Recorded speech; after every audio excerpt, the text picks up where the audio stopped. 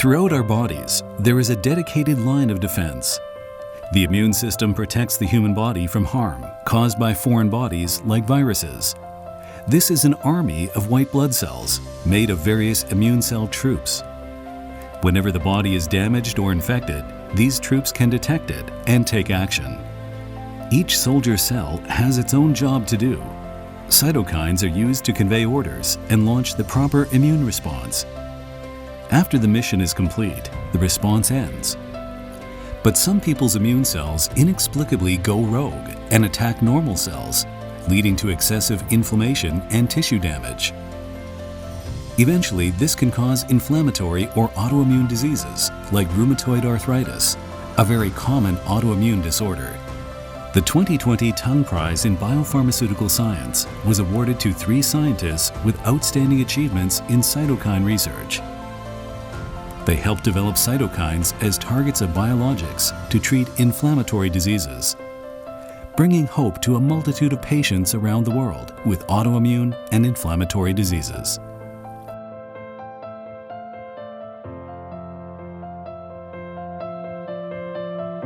This is a stained glass of interleukin-1 attached to the inflammasome. This is what really causes all the inflammation. This is the interleukin-1 part, and this is the part that attaches to the cells and causes all the inflammation. And this is an artery, a coronary artery, that's involved in heart attacks. Professor Charles Dinarello gained worldwide notoriety for his research on the cytokine interleukin-1. His most important academic achievement was identifying the endogenous pyrogen that causes fever, and for purifying a pro-inflammatory molecule, interleukin-1 beta, and cloning the gene that encodes it. It was 1943, actually, the year I was born. And people were working in infectious diseases. And infectious diseases, most people have fever. And so people were very interested in this mechanism of fever. And most doctors thought that when you have an infection, the microorganism, the infection, would cause the fever. And that was the theory perhaps from 3,000 years ago, maybe 5,000 years ago. All the infections were always associated with fever. We know the Greeks did, the Romans, and this is like history of medicine. But other doctors said, but there are diseases and there's no infection. And that was a change in the theory, that there were people who had high fevers, but there was no evidence of infection. Why do people without infection develop fever? While at Yale University, working on his PhD, Dinarello took this as his research topic. I was a medical student at Yale, and we had to do our thesis, our experiments, and I was working on fever in rabbits. But I wanted to take the cells that made this molecule, made this fever molecule, and so we used rabbit livers, and we isolated cells in the rabbit liver called Kupffer cells. And these Kupffer cells would produce this fever molecule. And so what we did was we took the rabbit and we made these cells. And then we took the supernatant and we injected into rabbits. And what happened to the rabbit? And they got fever. And there's the fever. Okay? And this really started my career. I was only 20. The young Dinarello was intensely curious about the fever mechanism and determined to solve its long-time mystery. He briefly worked as a physician at Massachusetts General Hospital, but not long after that, he returned to the lab to tackle the seemingly impossible task of purifying the molecule that induces fevers. It was a protein, and you wanted to know what it does. So you had to purify it. You had to make and study only that molecule. So you had to get rid of all the other molecules. So let's say there's 100 molecules, probably more, in the supernatant of white blood cells. And so you would have to get rid of 99% of them to study one. And that's a big job. It took almost 6 years to do this. I came to the conclusion that this molecule was so potent that it would cause fever and we could say, well, this molecule, at least in rabbits, was causing fever at 10 nanograms per kilogram. Nobody believed it. When I wrote the paper in 1977, nobody believed it. They said, oh, Dinarello purified endotoxin. He had microorganisms in his purification. And there was a lot of negativity. Okay, I knew I was right. And my colleagues knew I was right. In 1979, he was cleared by the medical field, and the molecule Dinarello discovered was named interleukin. Since it was the first interleukin to be identified, it was later named interleukin-1. He discovered that interleukin-1 causes not only fever but also inflammation by stimulating the immune system. And then, in the 1980s, another massive breakthrough gave Dinarello's research a major boost: the innovative cDNA gene cloning technology. You could make anything you wanted with the cDNA. You could take a gene, make as much interleukin-1 as you wanted, as much insulin as you wanted. And this changed pharmaceutical industry, but it also made, for scientists, the availability of these proteins that were so difficult to study because it was very difficult to purify them. But now the genes would make as much as they wanted. So my career changed dramatically at that point. In 1984, IL-1 became the fourth human gene to be cloned in medical history. Dinarello's research inspired many scientists to pursue research of interleukin-1. He not only identified its physiological functions, but also shifted the focus of research toward blocking interleukin-1 to reduce its harm to the body. And what I was really focusing on was not making IL-1 or studying IL-1, was the bigger problem is to block it, to stop it, to not have IL-1. So people did not have fever, they did not get sick. And that was the second important aspect of my career, was the discovery of the interleukin-1 receptor antagonist. And this is now a drug that we give to thousands of people. It's called Actemra. It's made by a company named Sobi, actually. We'll talk about this later. But this now allows us to block fever and to reduce inflammation. And in many ways, people who have bad diseases are treated with this. IL-1 is the bad guy, and we had IL-1 receptor antagonist as the good guy.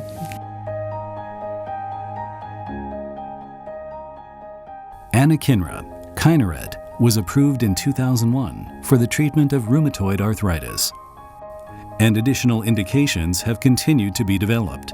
During the COVID-19 pandemic, the US FDA issued an emergency use authorization for Anakinra, and the European Medicines Agency also approved it for the treatment of COVID-19. Anakinra has garnered wide praise, but its decades of development defy brief summary. Looking back on the early years of development, Dinarello is moved not only because of the very simple equipment and hard environment. He even gave up choir singing, a passion of his. These are the scores from when I sang with the Boston Symphony. Oh, wow. So this is... Can I see that? Yeah. Yeah, see? Wow. See, there's my name, and this is the chorus scores, okay? Wow. And this is the chorus. Wow. These are all my markings. That was a difficult time for me. I had to resign from what I love so much, singing those choruses and all those beautiful things. And now I had to spend my time in the lab.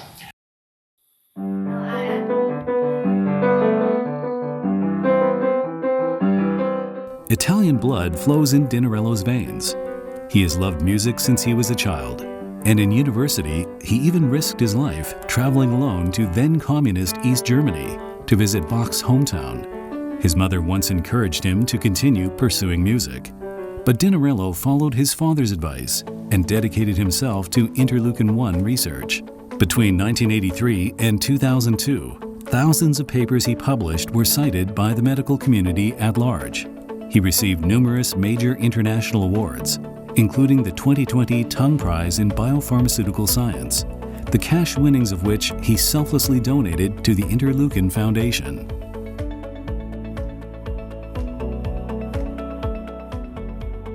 He was very present, and I changed field because I was working in cardiology, and this is what we're doing in this lab is pretty different. So he really helped me figuring it out how to work with new apply to cancer disease. So melanoma and pancreatic cancer are my field of research. We still work on interleukin-1 beta and all the pathway that regulates interleukin-1 beta and IL-18 formation and biological function. And I was working out on a bicycle next to Charles, unbeknownst to me that he was the father of interleukin. And he introduced himself to me. And we started talking. He heard my name, figured I was Italian, and we actually interrupted our workouts and spoke for 30-45 minutes there on the gym floor. And he came to learn that my aunt was an opera singer and was so excited that he invited me to his lab opera outing here at the Denver Opera. And so that's how I first met Charles. I had no idea who he was, and I think it speaks to his humility as a human being. I'm studying interleukin-1 receptor 9, which is one of the last interleukin receptors to be characterized. And this is a really interesting receptor because it's on the X chromosome. I have an interest in inflammatory bowel diseases, so autoimmune diseases, which primarily affect women. So, having this interleukin receptor that's on the X chromosome, I wanted to see if it plays a role in inflammatory bowel disease, in autoimmune disease. So we have a mouse model of interleukin-1 receptor 9 knockout, and I've been characterizing why these mice develop worse colitis than just a normal, healthy, wild-type mouse. 我觉得他在科研上的 think big， 就是说他的思维方式，我觉得很欣赏、很佩服。因为像我们做科研，很多时候因为你很多细节，所以你很容易去 focus on details， 对不对？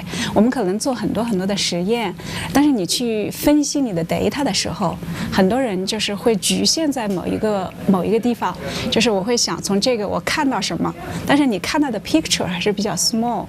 但是我觉得 Charles， 这就是他可能成为一个 great scientist 的一个很重要的地方。Dinarello's work threw the gates wide open for interleukin research.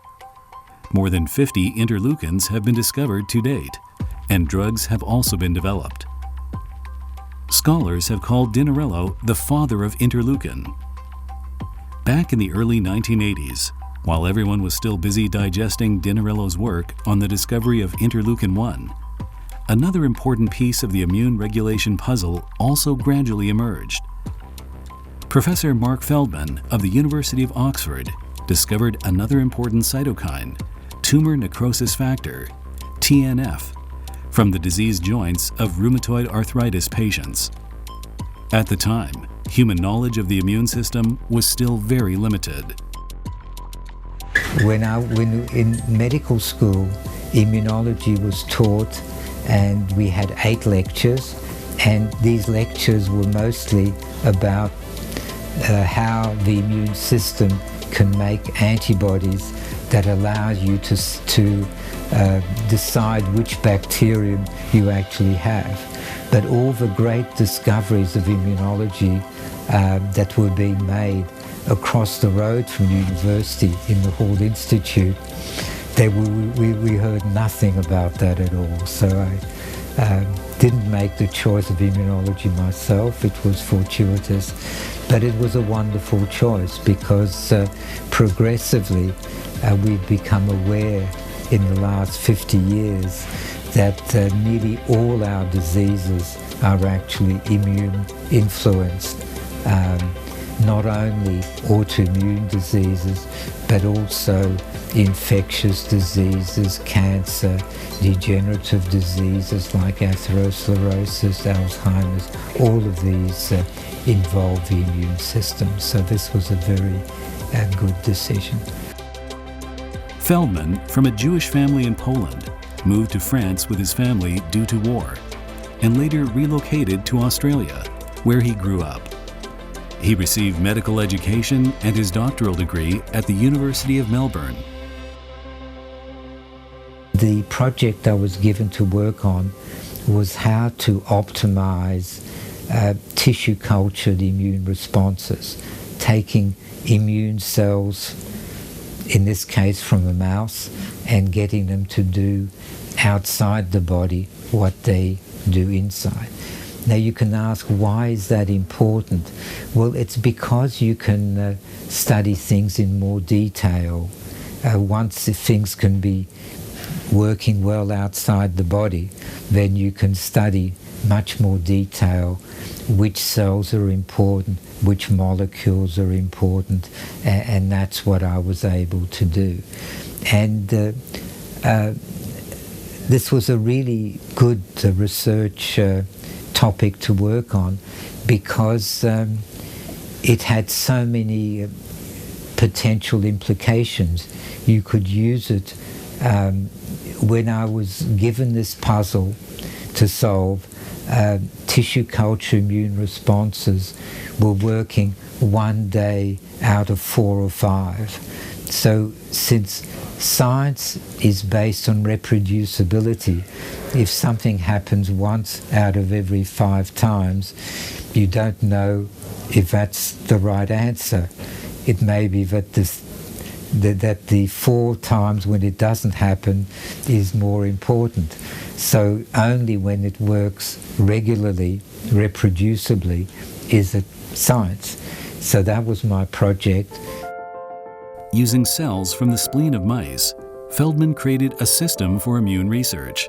His fundamentals were solid, even using microscopes and petri dishes, both 17th century inventions. He discovered an entirely new world.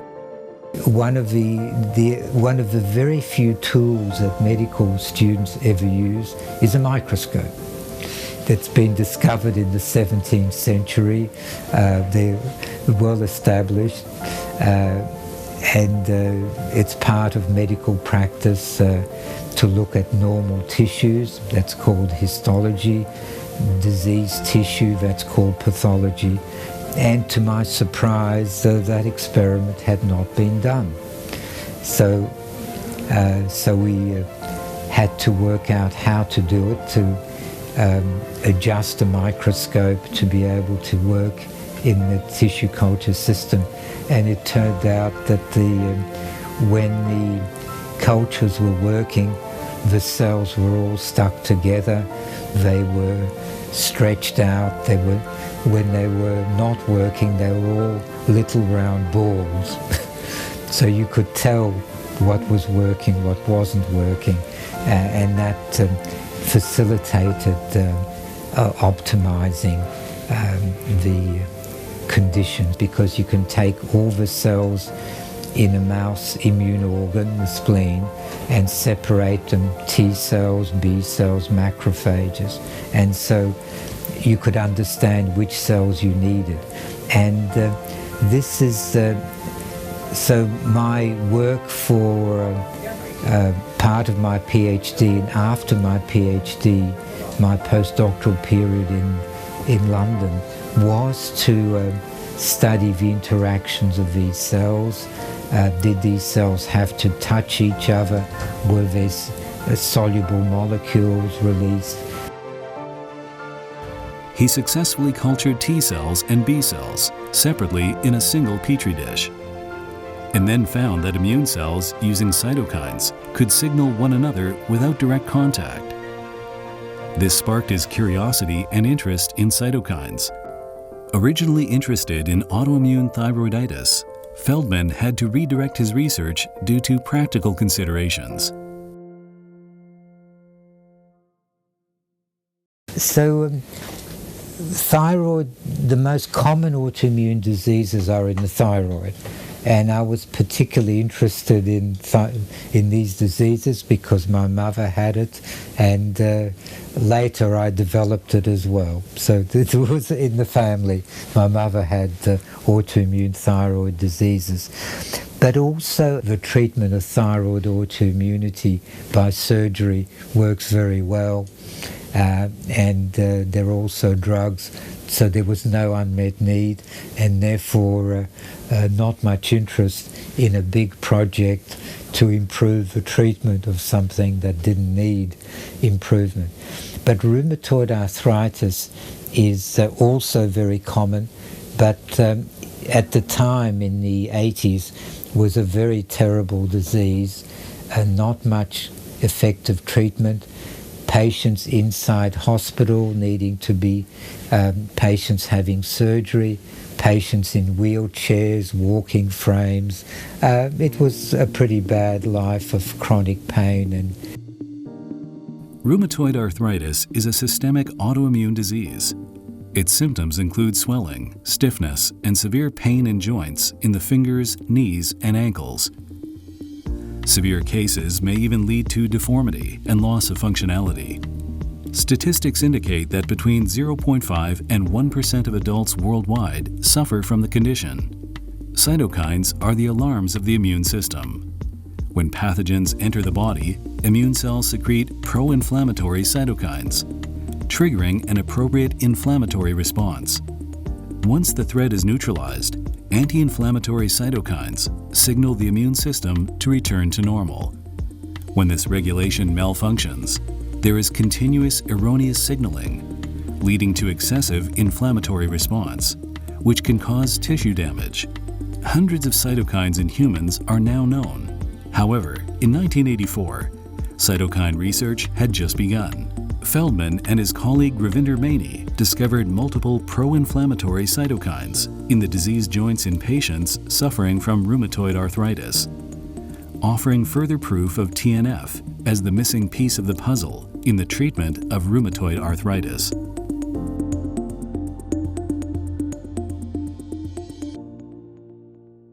We had started the project with Ravinder Maini in '84.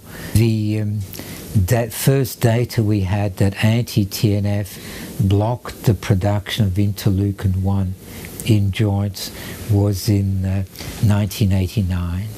So depending on your mood, 5 years is a long time, but actually not such a long time. Compared to other projects, it actually went smoothly because we had contacts and friends. We could get all the tools that were necessary to do the work, and with Ravinder Maini having built up a system to get the joints and to acquire enough money, enough helpers, we had the resources to do the work. And so the first publication that identified TNF as a target was the one with Fionnuala Brennan as the first author in the Lancet, and this paper was quite controversial. A lot of people found it quite difficult to accept, but it turned out to be, of course, the correct answer. It led to this concept of the TNF-dependent cytokine cascade when we showed with subsequent papers.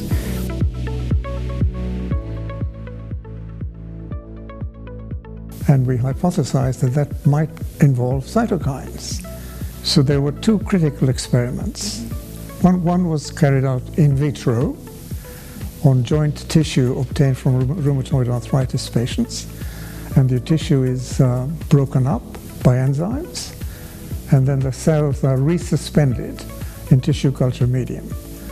And the interesting thing is that these cells reaggregate and start to function like they do in the body. And they start to synthesize many inflammatory proteins, including cytokines. And one of the early experiments demonstrated that this tissue in culture medium could produce all the cytokines that we had access to detection. So we were able to detect at least 4 important cytokines: interleukin 1, tumor necrosis factor called TNF, interleukin 8, and GM-CSF. These were the early cytokines that we detected in this culture medium. Dr. Maney is also one of the foremost researchers at Imperial College London's Kennedy Institute of Rheumatology. Feldmann was himself a specialist in human immunology. The two instantly clicked, fast becoming friends. Maney even helped bring Feldmann to work at the Kennedy Institute of Rheumatology, where they continued research on TNF. Feldmann and Maney worked together on anti-TNF therapy, igniting a light of hope for millions of sufferers of rheumatoid arthritis around the world. That other cytokines, including interleukin-6, GM-CSF, interferon, everything was downregulated by TNF. And when you look back at the data, it all makes sense, because if you give a bacterium an immunological insult like bacteria to a mouse, the first thing that you see amongst the cytokines is TNF. There's lots of it in the blood in 30 minutes in a mouse, whereas interleukin 1 takes an hour to 2 hours to come up, and others are slower still. Interleukin 6 takes longer. And so there was this orderly production which was reflected by the blockade. We did experiments to block other cytokines, and we could show that if you block TNF, everything else goes down. Feldmann and Maney proposed that by inhibiting a single molecule, TNF, inflammatory diseases could be effectively treated. The prevailing view in the medical community, however, was that the immune system was complex, with cytokines overlapping in function, mutually stimulating amplification. Thus, it was thought blocking only a single molecule would not bring an out-of-control immune system back to normal. That was until 1992, when a U.S. pharmaceutical supported Feldmann's clinical trials. The results were so positive as to be unbelievable. The antibody was given intravenously. It took 3 hours at the time. Now it's nearer 1 hour. Within an hour or so, the first patient told us, "I'm feeling better already. I'm not feeling so tired. Things are improving." We have a video of the first patients, and before treatment, they could not get down the stairs. After treatment, they're running down the stairs. So the changes were not small, they were quite major. To this day, anti-TNF drugs are still the standard for treating rheumatoid arthritis. The best known of these, Humira, was approved for the market in 2002. It was also the world's best-selling prescription drug for many years, hence its nickname, the King of Drugs.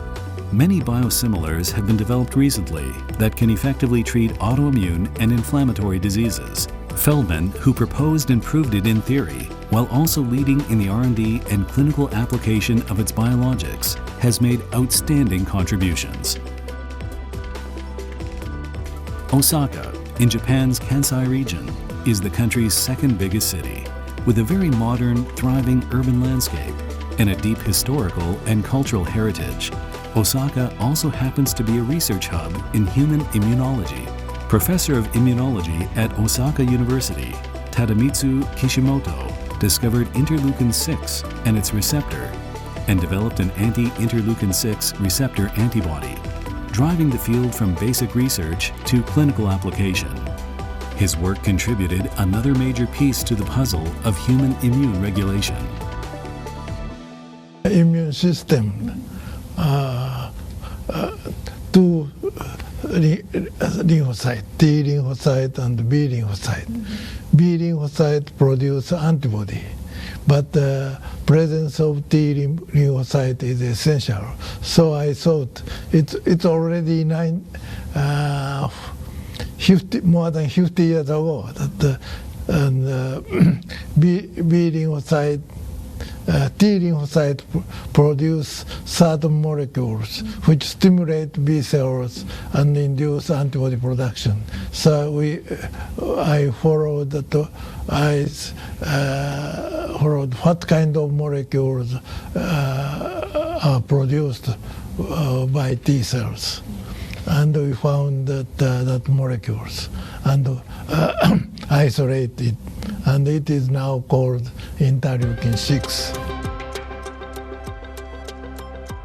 In 1986, Kishimoto cloned interleukin 6, after which he spent years with his team conducting extensive research on interleukin 6. How that interleukin 6, IL-6 acts on B cells and to produce antibody. So we found that the IL-6 receptor, it's expressed on the surface of cells, and IL-6 bind to receptor and induce antibody production. But the receptor is expressed only in immune cells, but IL-6 acts all cells in the body. Why? Due to another associated molecules is present, which we called GP130, and these molecules expressed all over all the cells in the body, so that the IL-6 bind to IL-6 receptor and then dimerize GP130, and the signals are transduced into cells, and the cells are activated, and it shows that the various function. Kishimoto discovered interleukin 6 during his research on how T cells activate B cells to produce antibodies. He also established that it plays a key role in regulating inflammatory response, and thus that it is associated with several autoimmune diseases. Despite his fruitful research on interleukin 6, Kishimoto was never satisfied. He never stopped asking why, which in effect pushed his research further. And then we found these molecules is involved in various diseases, including rheumatoid arthritis and various other autoimmune inflammatory diseases. So we thought that if we can inhibit the function of IL-6, then we can treat patients, including rheumatoid arthritis and various other inflammatory diseases. So that in order to block the IL-6 receptor interaction, we try to prepare antibody against the receptor. Then that antibody bind to the receptor, and then inhibit the binding of IL-6, so that IL-6 does not show that inflammatory function. So we try to produce antibodies. It is around 1990. This antibody bind to the receptor of the IL-6 on the expressed on the surface of blood canal, vascular endothelial cells, and broke that IL-6 binding. Then that broke the function of IL-6. Actemra is a biologic developed by Kishimoto, also known as tocilizumab, the monoclonal antibody against interleukin 6 receptor. It can block the effect of interleukin 6, reducing such symptoms as inflammation and joint pain. After passing several large human trials, it was approved for the market in 2010 for treating rheumatoid arthritis. In subsequent years, it was approved for other indications, such as juvenile idiopathic arthritis, giant cell arteritis, multiple sclerosis, and cytokine release syndrome. The treatment is now used in over 100 countries, giving over 1 million people a new lease on life.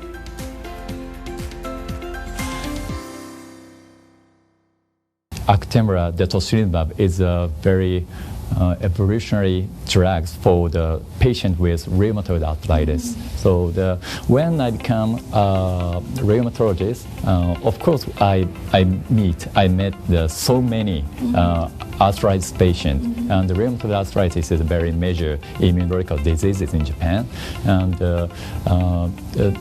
before Actemra, there are very few choices to treat the rheumatoid arthritis patient, but after the emergence of Actemra, Actemra is very effective drug. So to anti-inflammatory, and patient will become so good after the treatment with Actemra. So it was the biggest.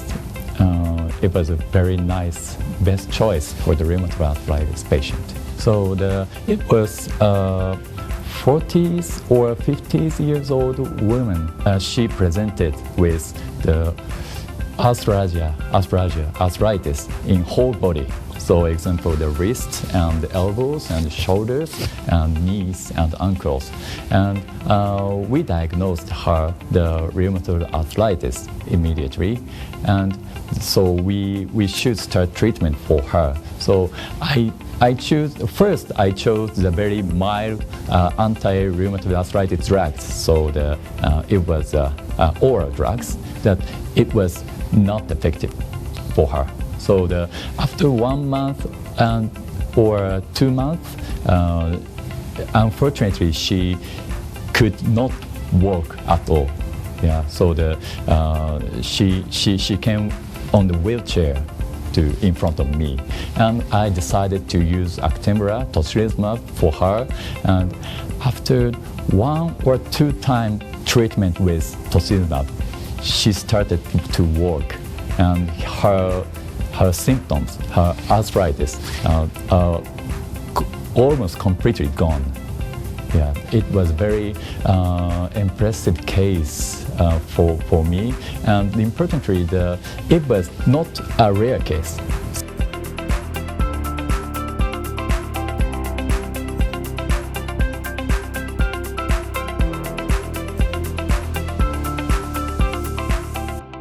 This patient, a 6-year boy, suffered from high fever every day, and joint pain, swelling, and skin rash, hepatosplenomegaly, and his height did not increase at all. And after treatment, 18 months after treatment, all symptoms disappeared, and he enjoyed swimming in sea. And his height increased 18 centimeters in 18 months. And this picture was taken when he was high school student, and he was completely healthy, and his height is high. This case of systemic juvenile idiopathic arthritis, published in the New England Journal of Medicine, shocked the world. Another significant case is that blocking interleukin-6 can treat cytokine release syndrome, CRS, also known as a cytokine storm, caused by CAR T-cell therapies. Compared to autoimmune diseases that are related to chronic inflammation, CRS can cause acute and systemic inflammatory symptoms and may lead to sudden septic shock. The success of Actemra gives leukemia patients who need CAR T therapy solid support. It has become a standard combination therapy, again piquing the interest of the global medical community. What is for? When I was in the United States, my teacher every time give a letter.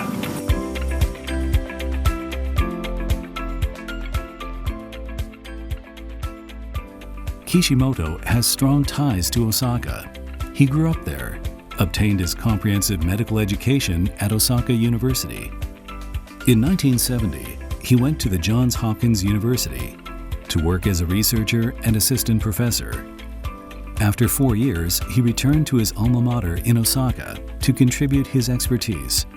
He had even been courted by Harvard University for a professorship, but at the last moment, he chose to stay in his hometown. 50 years old, I was asked to come to Harvard, a professor, very good condition. So I almost decided to go. And so 3 times to go, and finally I have to sign. But when first I went to Harvard to negotiate, it was June, so very good weather in Boston. And third time to October, and already cloudy and very cold, and so I decided I do not want to spend the rest of time in Boston. So I said no. So the environment. Kishimoto has served as both Dean of the Medical School and President of Osaka University. He also helped establish the Immunology Frontier Research Center, maintaining his passion for research and continuing to share his expertise. He presses forward to this day. Always asking the why, and asking by himself. So I think, and also he always thinking about he start to think about one by one and step by step. So for example, when he met some patients, so he always asking why these patients symptoms are coming out, and also why these patients increase in the R6, and why the R6, what makes the R6 increase in these patients, and what kind of the mechanism of can be regulate the R6 expression. So that's why he always thinking about the one by one. Yeah, so that's why this point is always stimulate me, and also I'm very respecting of his mind of the professors of this point. When I was 20 or 21 years old, I was a medical student at Osaka University, and we had the opportunity to receive his special lecture only one time a year. Yeah. In that class, we can hear his achievement, his hard life, and his research life, and it was very, very impressive to the young medical students. And importantly, he continues to have a special lecture to a young medical student one time a year still now.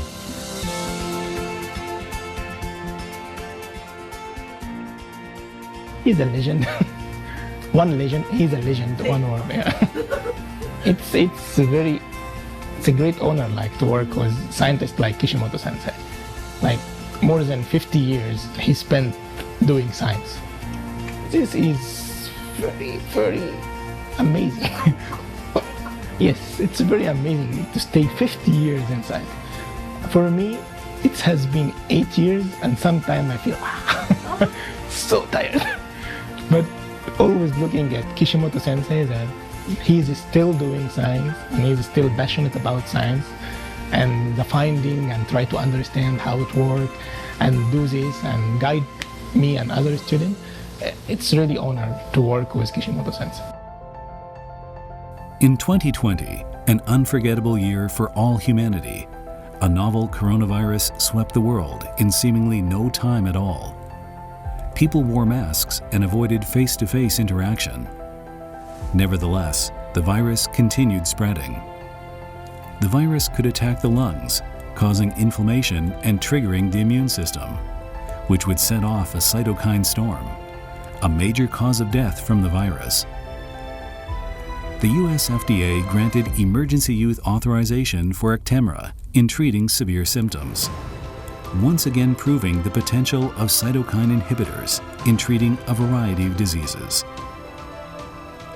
The therapies targeting TNF, interleukin-1, and interleukin-6, developed by the three laureates, span basic research, drug development, and clinical applications. They also facilitated the emergence of biologics, bringing revolutionary progress to therapies. Biologics acting on these three cytokines rank among the most widely used today. Compared to other drugs, they offer greater precision, meaning fewer side effects. Doctors Charles Dinarello, Mark Feldmann, and Tadamitsu Kishimoto have changed the world with their work, and to millions of people suffering from autoimmune or inflammatory diseases, they've given hope and a new lease on life.